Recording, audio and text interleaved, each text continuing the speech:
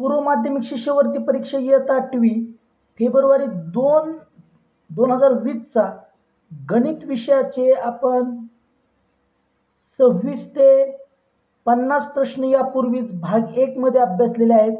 तो व्हिडिओ तुम्ही नक्की पहा. आता आपण 51 ते 75 प्रश्न अभ्यासणार आहोत. तत्पूर्वी तुम्ही जर माझ्या चॅनलला सबस्क्राईब केलं नसेल तर सबस्क्राईब करा आणि लगेच आपण व्हिडिओला सुरुवात करूयात.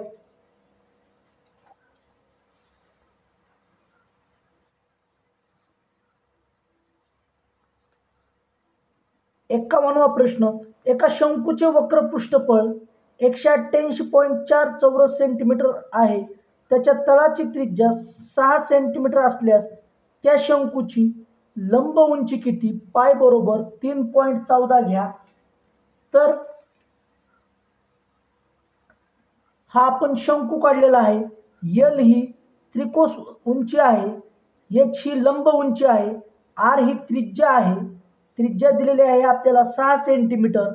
आता शंकूच्या वक्र पृष्ठफळाचं सूत्र असतं पाय आर एल. आता हे वक्र पृष्ठफळ दिलेलं आहे 188.4. पायची किंमत घेतली आपण 3.14 गुणिले त्रिज्या 6 गुणिले एल, त्याची किंमत आपण अगोदर काढूयात. बरोबर 188.4. एल बरोबर 188.4 भागिले 3.14 गुणिले 6. आता 3.14 गुणिले 6 हा गुणाकार करून घेऊयात. एल बरोबर 188 हा पॉइंट इकडे जर आपण घेतला तर 1884 छेदाला 3.14 हा गुणाकार येईल.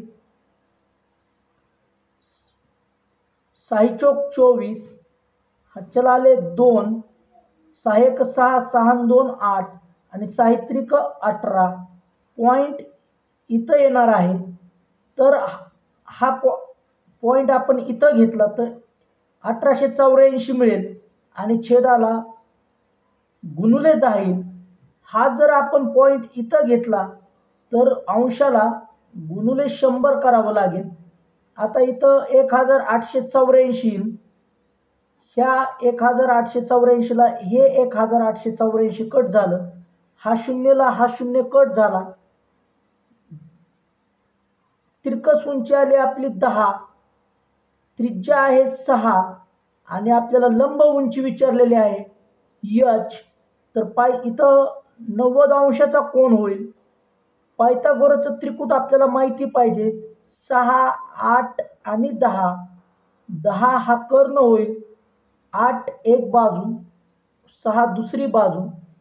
त्रिज्या दिलेली आहे 6 म्हणजे H असेल 8 सेंटीमीटर. आपल्याला H ची किंमत निघाली लंब उंची 8 सेंटीमीटर. पर्याय क्रमांक 2 हे उत्तर आपलं बरोबर असेल.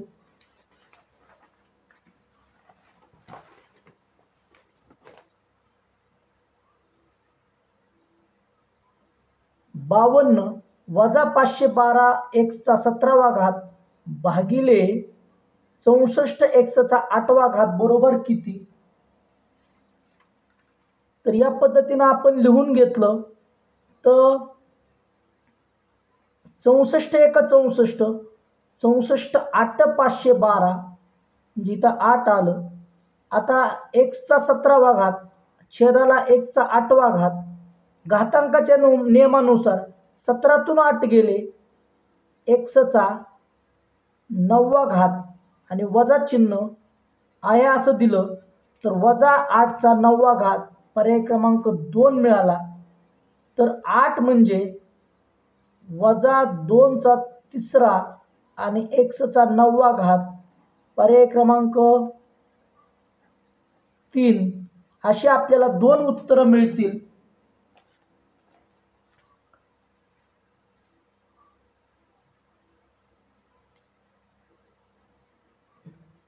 53 एका वर्गातील मुलग्यांचे सरासरी वय 15.5 वर्ष असून मुलींचे सरासरी वय 16.5 वर्ष आहे. वर्गात 30 मुलगे असून सर्व विद्यार्थ्यांच्या वयाची सरासरी 16 वर्ष आहे, तर त्या वर्गात मुली किती? मुली आपण एक्स मानूयात. मुली एक्स मानल्यानंतर आता मुलांचं सरासरी वय दिलंय 15.5 वर्ष, म्हणजे मुलांचं एकूण वय होईल 15.5 गुणिले एकूण मुलं आहेत 30 अधिक मुलींचे सरासरी वय आहे 16.5, त्यांचं एकूण वय होईल 16.5 गुणिले एक्स. या दोघांच्या वयांची, मुलं आणि मुलींच्या वयांची एकूण बेरीज आहे, सरासरी वय 16 वर्ष दिलं आहे, गुणुले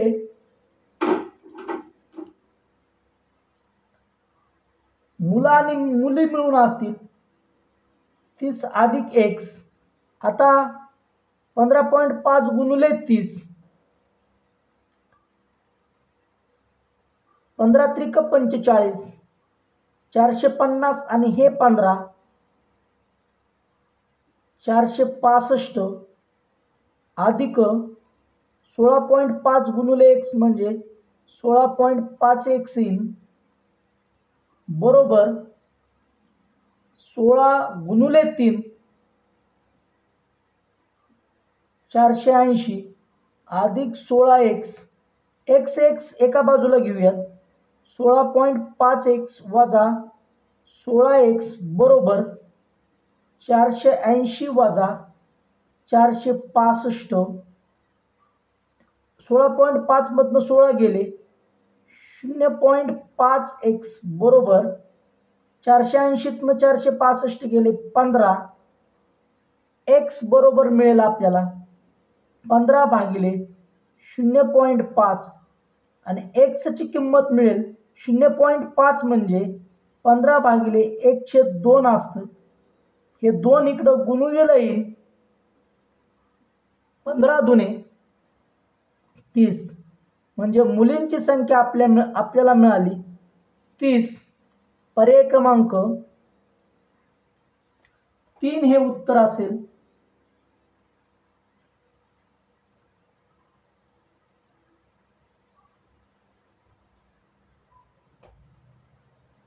प्रश्न क्रमांक 54, 3 स्टार परत चौकट आणि आत स्टार 6 या संख्येस 3 ने निशेष भाग जात असेल आणि इथं स्टार आहे.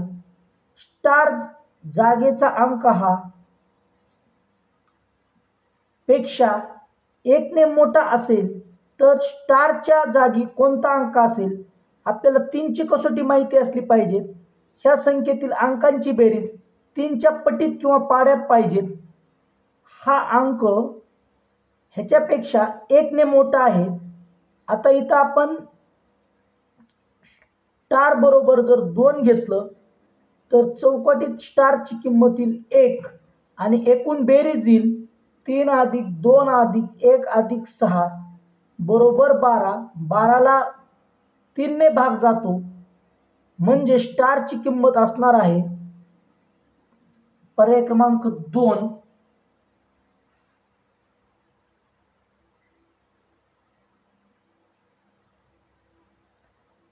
पंचावन्न 7a अधिक 2b अधिक c ची बेरीज व्यस्त आणि 5a अधिक 2b वजा 5c यांची बेरीज व्यस्त, याची बेरीज व्यस्त यांची बेरीज किती? तर याची बेरीज व्यस्त म्हणजे काय? वजा, सगळ्यांची चिन्ह वजा वजा येतील कारण इथं अधिक अधिक आहे. 7a वजा 2b वजा c. आता बेरीज करायची आहे. याची बेरीज व्यस्त संख्या वजा 5a वजा 2b अधिक 5c येईल.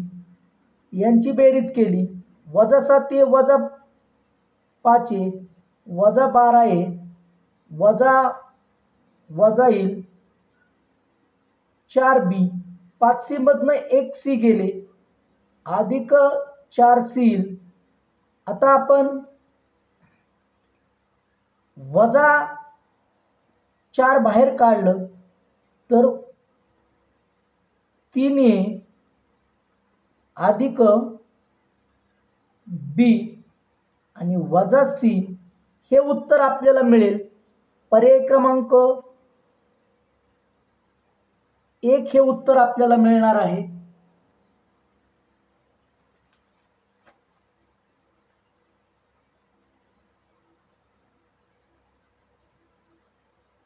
छप्पन्न वर्गमुळात 1.96 अधिक वर्गमुळात 2.89 वजा वर्गमुळात 2.25 छेद वर्गमुळात 0.00000256 बरोबर किती? वर्गमुळात 1.96 चं वर्गमूळ मिळेल 1.4 अधिक 2.89 चं वर्गमूळ मिळेल 1.7 वजा 1.5 वर्गमुळात 2.25 चं हे वर्गमूळ असेल. आता इथं 256 हे वर्गमूळ आहे 16चं. फक्त पॉइंट कुठं द्यायचा? वर्गमुळातील संख्येला 1 2 3 4 5 6 7 आणि 8 पॉइंट नंतर 8 अंक आहेत.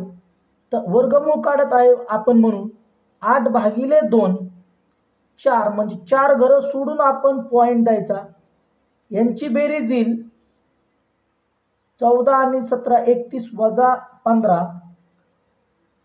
16 येईल म्हणजे 1.6 भागिले 0.0016. आता हा पॉइंट जर आपण काढला तर छेदाला गुणुले 10 होईल आणि हा पॉइंट जर आपण काढला म्हणजे 16 गुणुले अंशाला एकावरती 4 शून्य येतील. 16 ला 16 कट होईल. हा शून्य कट हा शून्य कट 10चा तिसरा घात 1000 म्हणजे 10चा तिसरा घात. पर्याय क्रमांक 1 हे उत्तर आपलं बरोबर येईल. 57 करंगकडे जेवढ्या 20 रुपयाच्या नोटा आहेत तेवढ्याच 50 रुपयांच्या नोटा आहेत. त्याच्याकडे एकूण 4900 रुपये आहेत. तर त्याच्याकडे असलेल्या एकूण नोटांची संख्या किती? 20 रुपयांच्या नोटा x असतील तर 50 रुपयांच्या नोटा पण x असतील. आता 20 रुपयाची एकूण रक्कम होईल 20x अधिक 50 रुपयाच्या नोटांची एकूण रक्कम होईल 50x. एकूण रक्कम आहे 4900. 20x आणि 50x 70x बरोबर 4900. x बरोबर 4900 भागिले 70. हा शून्य कट होईल. 7 1 7 7 7 49 आणि 0 म्हणजे 50 रुपयांच्या 70 नोटा आणि 20 रुपयांच्या 70 नोटा दोन्ही मिळून 70 अधिक 70 140 नोटा असतील. पर्याय क्रमांक 4 हे आपलं उत्तर बरोबर असणार आहे.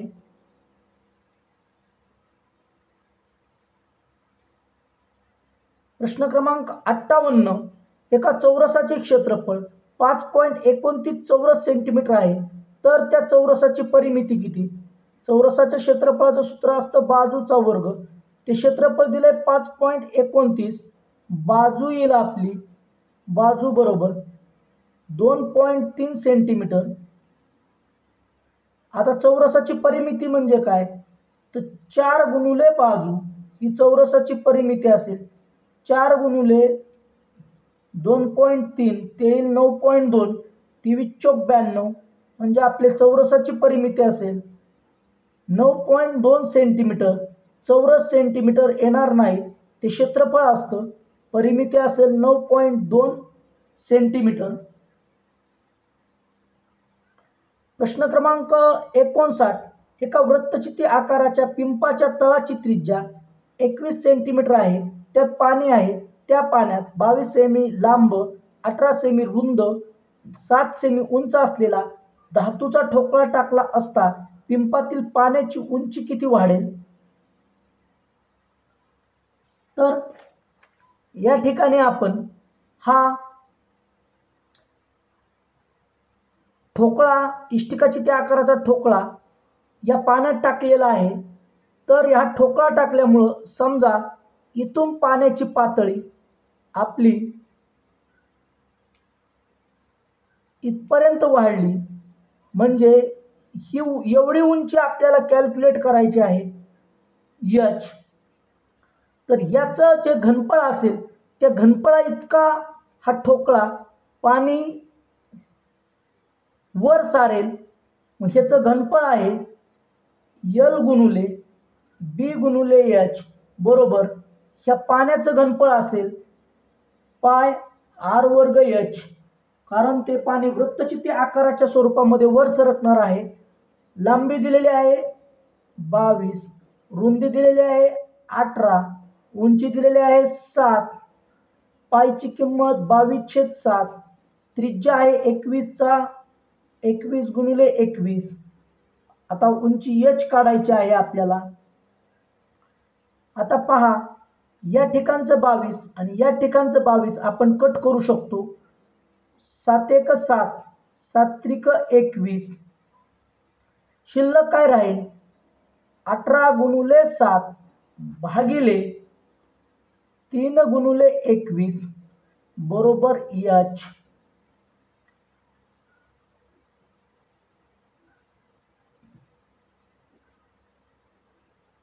3 सख 18 आणि 3 7 21, 7 ला 7 हे कट होईल, 3 एक 3, 3 दुने 6, म्हणजे एच किंमत आपल्याला मिळेल 2 सेंटीमीटर. ही जी किंमत आहे एच ती 2 सेंटीमीटर मिळेल. पर्याय क्रमांक 1 हे उत्तर आपल्याला मिळणार आहे.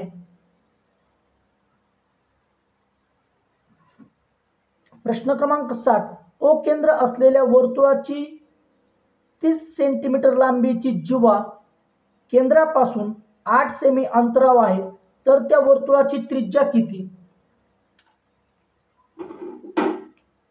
तर या पद्धतीनं आपण एक वर्तुळ काढलं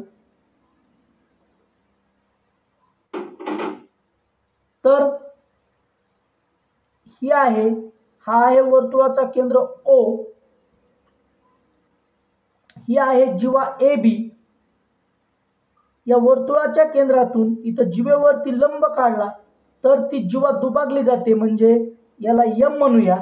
एम आणि एम बी ची लांबी सारखी होईल. तर त्या जीवेचं जीवा किती आहे 30 सेंटीमीटर, म्हणजे एम बी ची लांबी ही 15 होईल. 8 सेंटीमीटर अंतरावर ती जीवा आहे. तर आपल्याला त्रिज्या कॅल्क्युलेट करायची आहे. त्रिज्या आपण अशी काढली, आपल्याला पायथागोरसचं त्रिकूट माहिती पाहिजे. 8, 15 आणि 17 हे पायथागोरसचं त्रिकूट आहे. इथं 90 अंशाचा कोन तयार होतो. तर वर्तुळाची त्रिज्या असेल 17 सेंटीमीटर. पर्याय क्रमांक 1 हे उत्तर आपल्याला मिळेल.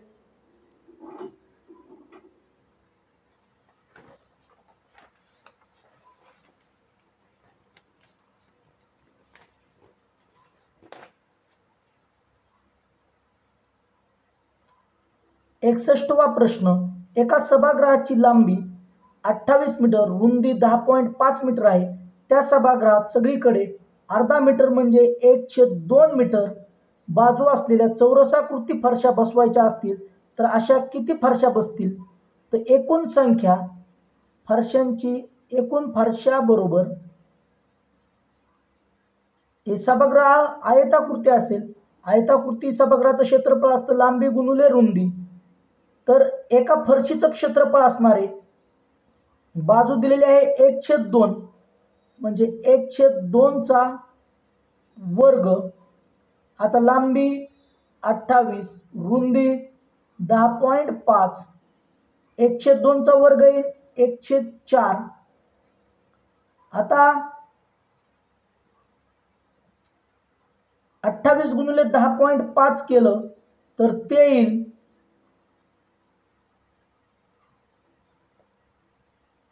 294 गुणुले हे 1/4 हे 4 वरती जातं म्हणजे गुणिले 4 होईल आणि 294 गुणिले 4 294 गुणिले 4 4 चौक 16 हातच्याला आले 1 29 चोक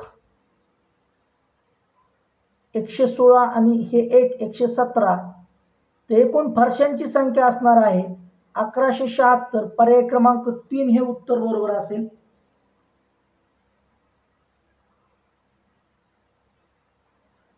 62वा प्रश्न 5x² वजा 2x आणि 2x घन वजा 7 या बहुपदींच्या बेरजेची कोटी किती यांची बेरीज येईल 5x² वजा अधिक 2x³ वजा 2x वजा 7 ही बहुपदी x या चलाचा सगळ्यात मोठा घात आहे 4 म्हणून कोटी येईल. पर्याय क्रमांक 2 4 ही कोटी येणार आहे. 63 81चा वर्ग गुणिले 27चा वर्ग भागिले 9चा घन गुणिले 3चा 5वा घात बरोबर x घन. तर x ची किंमत किती सगळ्यांचा पाया आपण 3 करून घेऊयात. 81 म्हणजे 3चा 4था घात कंसाचा वर्ग गुणिले 27 म्हणजे 3चा 3रा घात कंसाचा वर्ग छेदाला 9 म्हणजे 3चा वर्ग कंसाचा 3रा घात गुणिले 3चा 5वा घात बरोबर x आहे. x घन दिलेला आहे. तर आता हा 4 गुणिले 2 म्हणजे 3चा 8वा घात बेत्रिक 6 म्हणजे 3चा 6वा घात भागिले बेत्रिक 6 3चा 6वा घात आणि 3चा 5वा घात बरोबर x चा घन. तर आपल्याला 3चा 6वा आणि 3चा 6वा कट होईल शिल्लक राहील 3चा 8वा घात छेद 3चा 5वा घात ते येईल 3चा 8तनं 5 गेले 3 बरोबर x चा घन. x बरोबर आपल्याला मिळेल 3. पर्याय क्रमांक 2 हे उत्तर आपलं बरोबर असेल.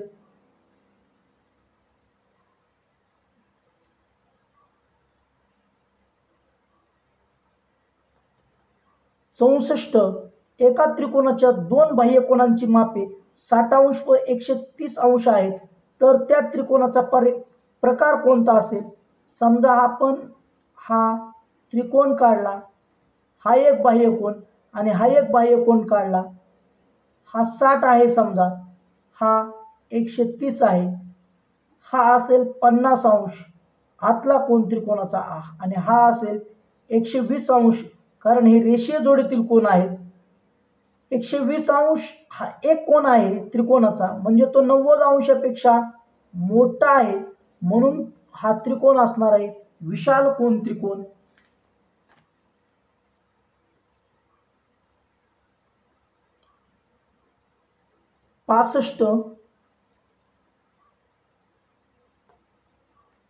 रोहितने 5 लाख रुपयास घेतलेली गाडी 6% नफ्याने विकली तर रोहितला किती रुपये मिळतील. तर विक्री किंमत काढायची आहे आपल्याला. विक्री किंमत बरोबर खरेदी किंमत गुणिले 100 अधिक शेकडा नफा छेद 100. खरेदी किंमत दिलेली आहे 5 लाख गुणिले 100 अधिक 6 106 छेद 100. हे 2 शून्य कट हे 2 शून्य कट गुणाकार करावा लागेल आपल्याला 5000 गुणिले 106. तर हे 3 शून्य आयाशी शेवटी देऊन टाकले 6 30 आणि 5 1 5 म्हणजे 5,30,000 रुपयाला ती गाडी त्यानं विकली असेल. पर्याय क्रमांक 4 हे उत्तर असेल.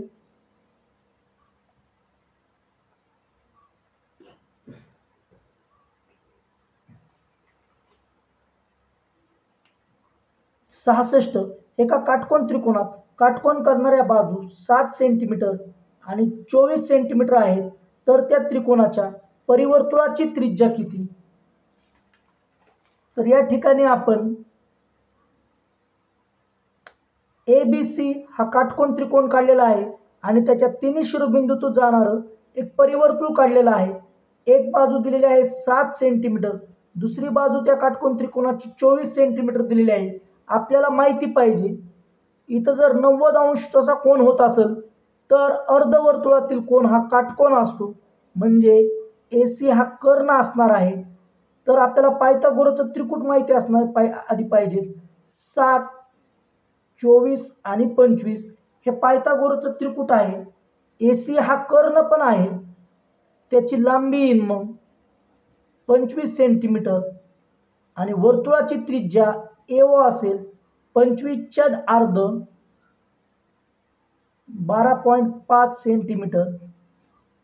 पर्याय क्रमांक 1 हे बरोबर उत्तर असेल.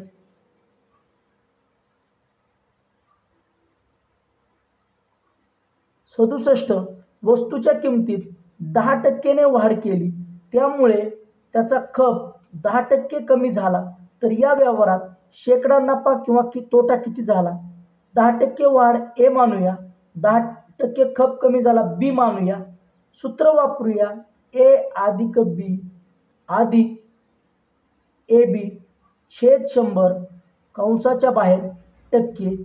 वाढ झाली आहे म्हणून अधिक 10, B घट झाली आहे म्हणून वजा 10 अधिक A गुणुले B म्हणजे अधिक 10 गुणुले वजा 10 छेदाला 100. हा शून्य हा शून्य कट, हा शून्य हा शून्य कट, अधिक 1 गुणुले वजा 1 अधिक 10 वजा 10 कट, अधिक 1 गुणुले वजा 1 ते येईल वजा 1%. जर वजा चिन्ह आलं तर तोटा होतो, म्हणजे 1% तोटा झालेला असेल. पर्याय क्रमांक 1 हे उत्तर असेल. दुसऱ्या पद्धतीनं आपण समजून सांगूयात हे गणित. समजा वस्तूची किंमत आपण 100 मानली आणि खप 100 मांडला, तर एकूण उत्पन्न असेल 10,000 रुपये. किंमत गुणुले खप. आता किंमत 10ने वाढली 10%ने, म्हणजे ती झाली 110. खप 10%ने कमी झाला, 100 होता तो 90 झाला असेल. 110 गुणुले 90 9,900. तोटा किती झाला? तर 10,000ला 9,900 म्हणजे तोटा झालेला आहे 100. शेकडा तोटा बरोबर 100/10,000 गुणुले 100. हे दोन शून्यला हे दोन शून्य कट झाले, हे दोन शून्यला हे दोन शून्य कट झाले. 1% तोटा झालेला आहे. पर्याय क्रमांक 1 हे उत्तर आपलं बरोबर असेल. प्रश्न क्रमांक 68. योगेशने एका बँकेत 32,000 रुपये सरळ व्याजाने 2 वर्षांसाठी ठेवले. मुदतीनंतर त्याला 38,400 रुपये परत मिळाले, तर व्याजाचा दर किती? तर आपल्याला आधी व्याज काढावं लागेल. व्याज बरोबर रास वजा मुद्दल. रास दिलेले आहे 38,400 वजा सरळ व्याज मुद्दल दिलेले आहे 32,000. व्याज मिळेल. व्याज बरोबर 6,400 रुपये. आपल्याला व्याजाचा दर काढायचा आहे. सरळ व्याजाचं सूत्र आपल्याला माहिती आहे. सव्याज बरोबर म गुणुले द गुणुले क छेद 100. सरळ व्याज किती आहे? तर ते आहे 6,400 बरोबर मुद्दल आहे 32,000. दर काढायचा आहे. कालावधी आहे 2 वर्ष. छेदाला 100. 2 शून्य 2 शून्य कट होतील. तर आपल्याला दर बरोबर 6400 भागिले 320 गुणुले 2, हा शून्य आणि हा शून्य कट होईल, 32 दुने 64 आणि 64 एक 64 आणि हा शून्य वर जाईल, दर असेल 10%. पर्याय क्रमांक 4 हे उत्तर आपलं बरोबर येईल.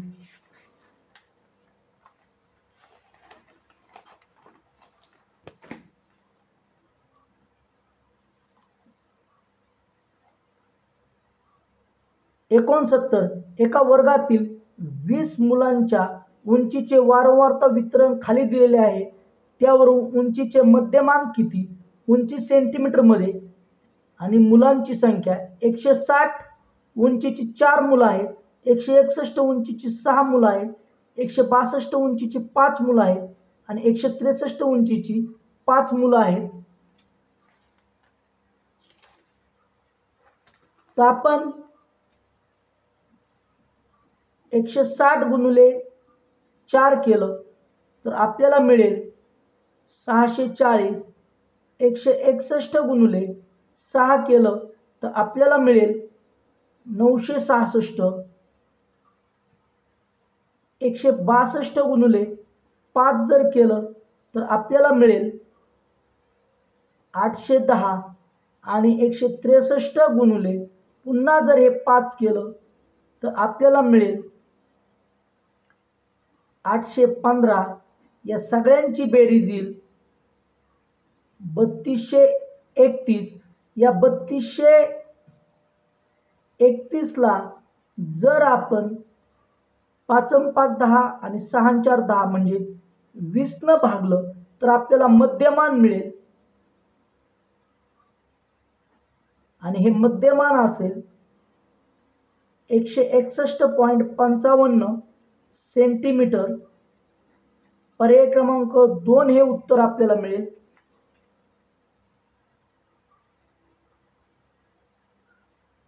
प्रश्न क्रमांक 70 व 71 साठी सूचना. 4 गावातील ज्वारी व गहू या धान्यांच्या उत्पादनाची टक्केवारी खालील स्तंभालेखाद्वारे दर्शवली आहे. त्याचे निरीक्षण करून पुढील प्रश्नांची उत्तरे द्या. वाय अक्षावर 1 सेंटीमीटर बरोबर 20%. ज्वारी या स्तंभानं, गहू या स्तंभानं दाखवलेला आहे. गावे आहेत ए, बी, सी आणि डी. डी गावातील ज्वारीचे उत्पादन बी गावातील ज्वारीच्या उत्पादनापेक्षा कितीने जास्त आहे? डी गावातील ज्वारीचं उत्पादन बघूया. डी 80 आहे, 80%. बी गावातील ज्वारीचे उत्पादन 70%, म्हणजे 80% वजा 70% बरोबर 10%ने जास्त आहे. पर्याय क्रमांक 1 हे उत्तर मिळेल. ए गावातील गव्हाचे उत्पादन असेल 20 आणि 20 20 आणि 20 40. सी गावातील गव्हाचे उत्पादन 50 असेल, इथून वरती 50. यांचं गुणोत्तर किती? 4:5 हे गुणोत्तर असणार आहे. ए गावातील गव्हाचे उत्पादन 40, सी गावातील गव्हाचे उत्पादन 50. 4:5 म्हणजे 5/4 जरी आपण लिहिलं तरी ते बरोबर उत्तर दिलं जाईल.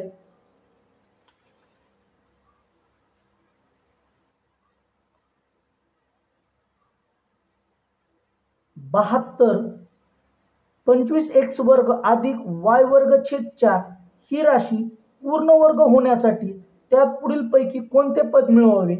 तर या राशीचं आपल्याला रूपांतर a वर्ग अधिक किंवा वजा 2ab अधिक b वर्ग याच्यामध्ये करावं लागेल.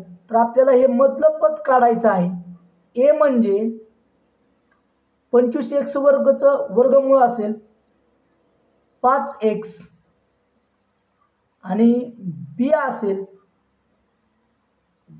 y वर्ग छेद 4चं वर्गमूळ असेल y छेद 2. आता आपल्याला अधिक किंवा वजा 2ab ची किंमत काढायची आहे. अधिक किंवा वजा 2 गुणुले a आहे 5x गुणुले b आहे y छेद 2. 2 ला 2 हे कट होईल. अधिक किंवा वजा 5xy. आपल्याला पर्याय मिळतील 1 व 2.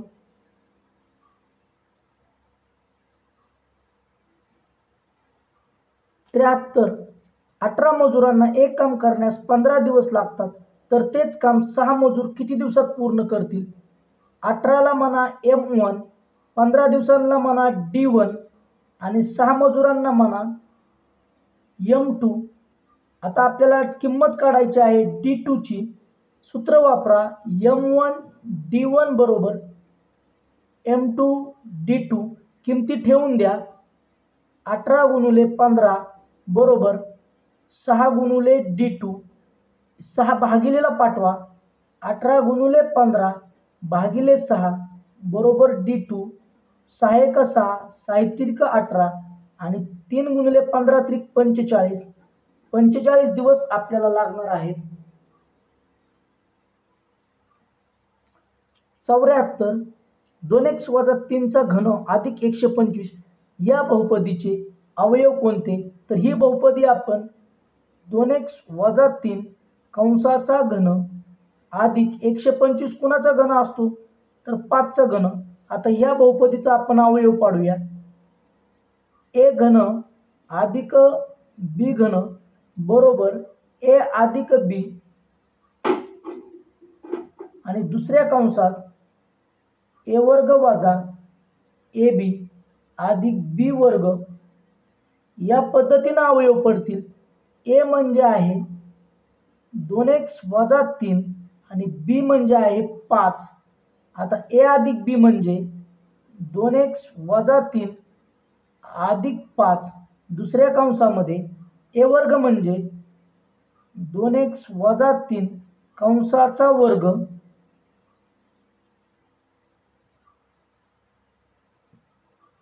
वजा 2x वजा 3 गुणुले 5 अधिक 5चा वर्ग 25 कंस पूर्ण. तर 5तनं 3 गेले 2x अधिक 2. दुसऱ्या कंसात ह्याचा आपण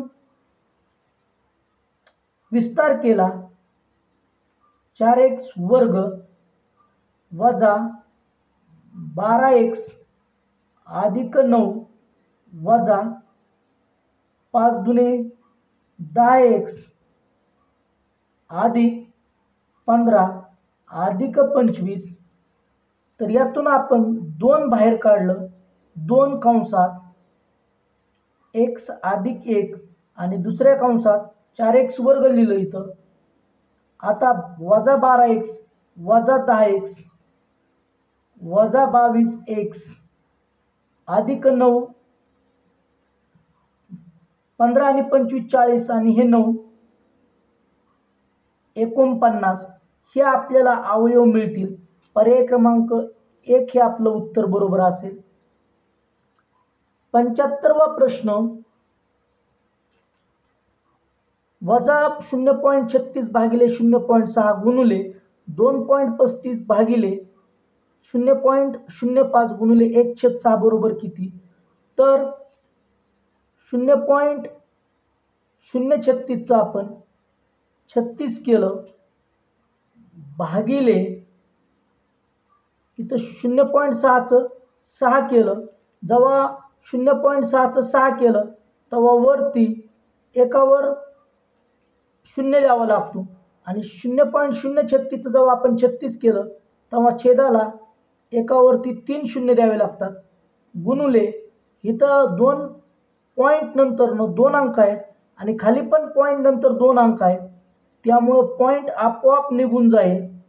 5 येईल गुणुले 1/6. आता हा शून्य कट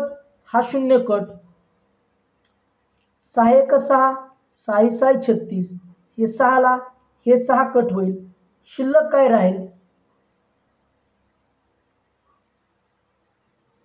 235 भागिले 100 गुणिले 5, 5 1 5, 5 चौक 20, राहिले 3, 5 7 35. आता 47 भागिले 100, हे जर 2 शून्य आपण कट केले तर आपल्याला मिळेल 0.47. पर्याय क्रमांक 3 हे उत्तर आपल्याला मिळणार आहे. या ठिकाणी आपण 75 प्रश्न अभ्यासलेले आहेत. तुम्हाला हा व्हिडिओ कसा वाटला ते तुम्ही नक्की कमेंट करून सांगा. जास्तीत जास्त विद्यार्थ्यांपाशी हा व्हिडिओ शेअर करा आणि व्हिडिओला लाईक करा. धन्यवाद.